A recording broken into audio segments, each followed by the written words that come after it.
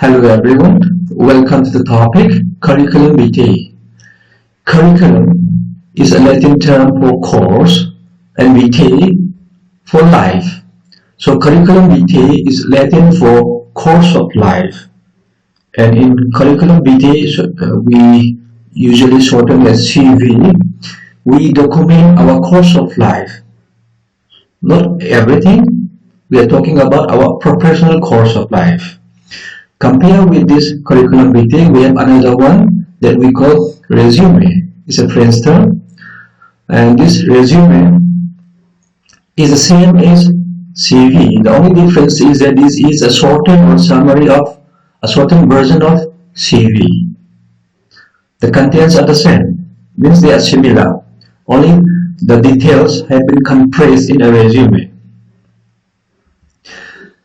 Now let's see what to include when you write a CV or a resume.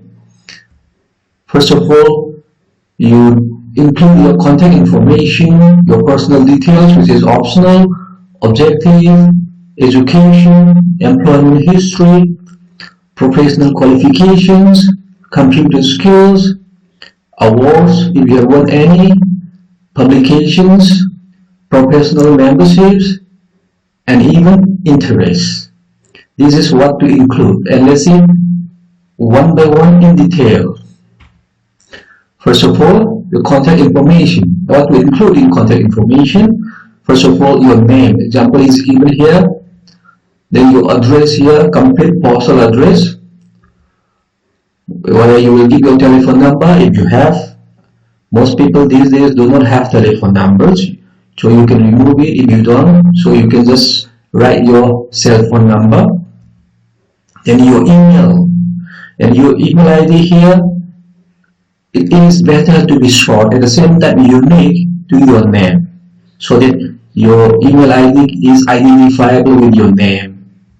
And the domain, I prefer Gmail, Zoho or Yahoo because these are very short domains, unlike Reddit Mail or Hotmail, whatever it is, but all are okay. I prefer only the short ones.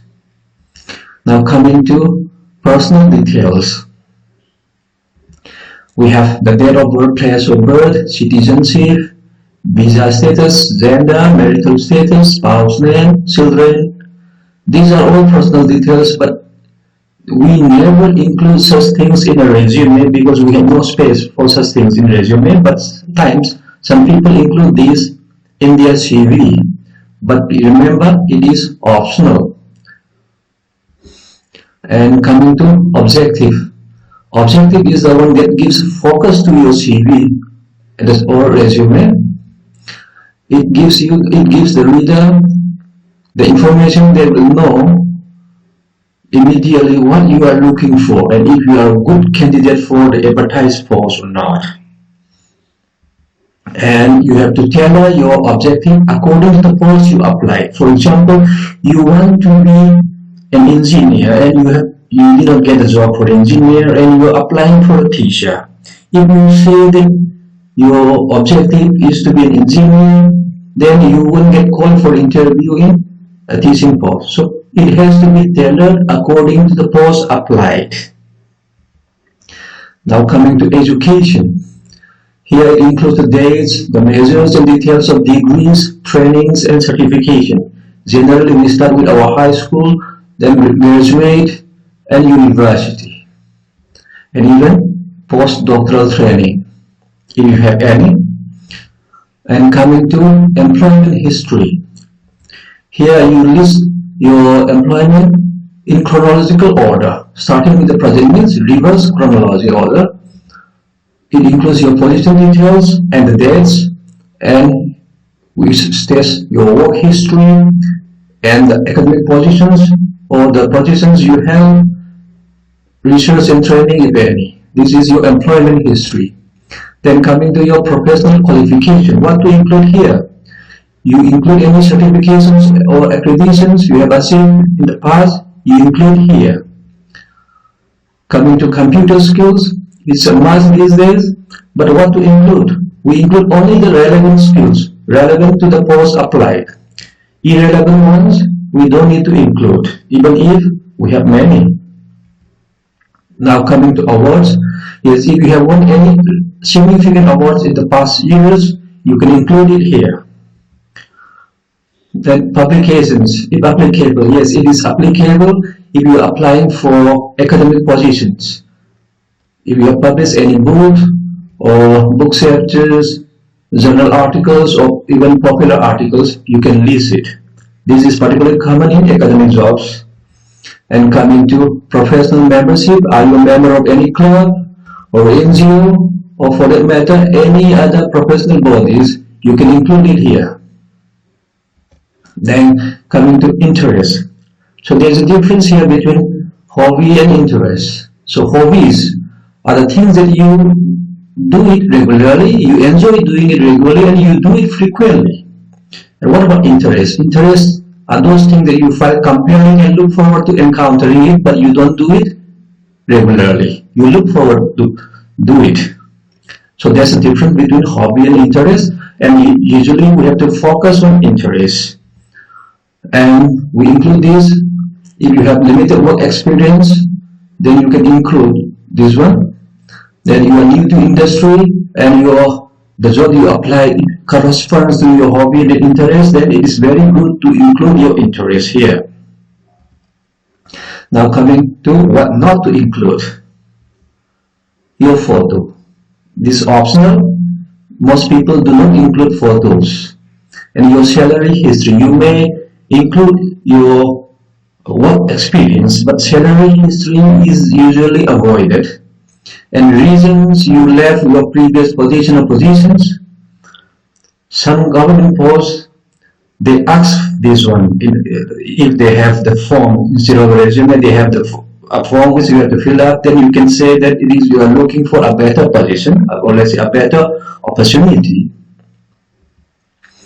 The references are generally not included in a CV or resume, they are given in separately. And now coming to the length of CV. Generally is around 2 to 3 phases for a CV. And of course, if it is academic CV, it goes for even 4 pages or more, depending upon his experience and publications. You see here, this is an example of a, let's say, of an academic CV. It goes for 4 pages. Now coming to the font and the style. We have to use no ornate fonts, just like given example here. This is very decorative. This is very just ornate fonts we don't use. We have to use simple fonts like Times New Roman, Arial, Calibri, or any other similar ones. And the size generally 10 to 12. If it is less than 10, it's very small. If it is more than 12, again, it might be too big. So limit the size. And name and section headings can be a little larger. Larger means larger than 12, and even in bold. And now coming to format. Of course, there are no fixed formats, but generally we have some formats like chronological, functional, skills-based, and interactive. Whatever format you choose, we have to choose and write in uniform. Now coming to accuracy. So the best way to achieve accuracy is edit, and edit means correct, and correct. You have to keep on correcting and making rectifications.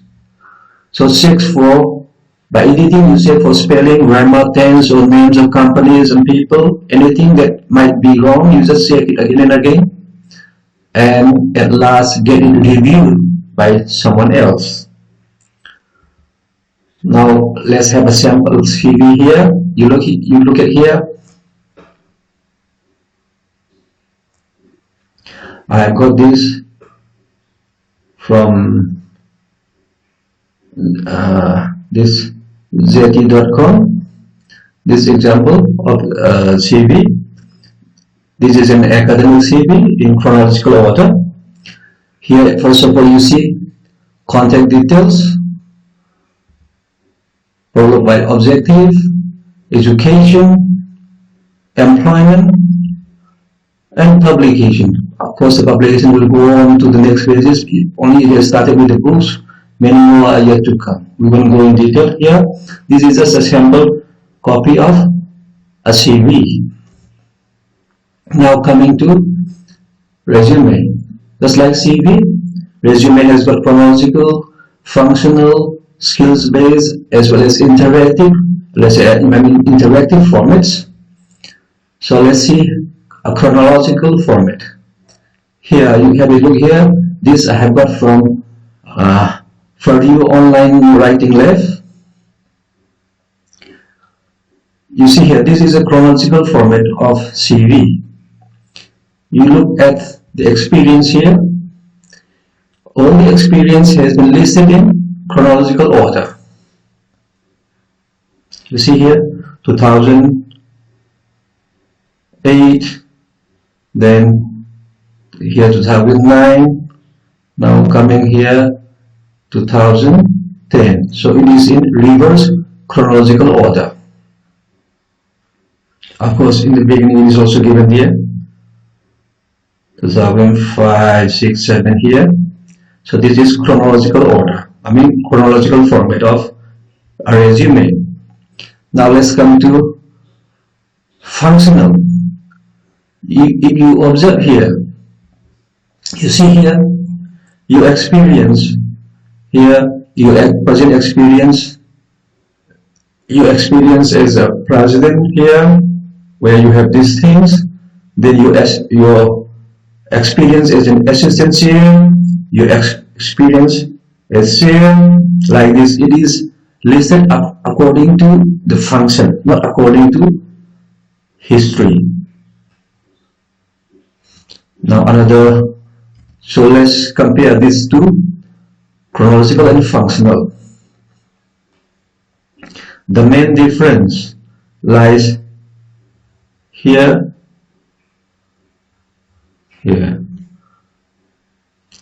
Next, now let's move on to the next format. This is skills based. Here your experience here is particularly focused on your skills in coordinating, training,